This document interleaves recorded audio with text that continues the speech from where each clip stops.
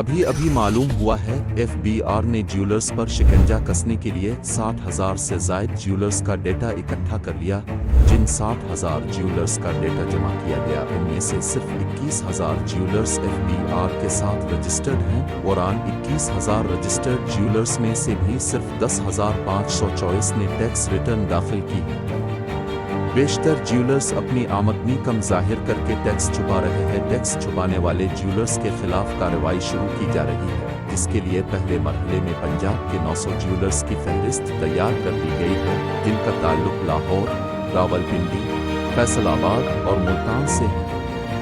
Tax return ان کی دکانوں، خرید و فروخت اور رہن سہن کے مطابق نہیں۔ کئی ہزار جیولرز ٹیکس نیٹ میں شامل ہی نہیں ہو رہے۔ ٹیکس کم دینے والے جیولرز سے نوٹسز کے ذریعے جواب طلب کیا جا رہا ہے۔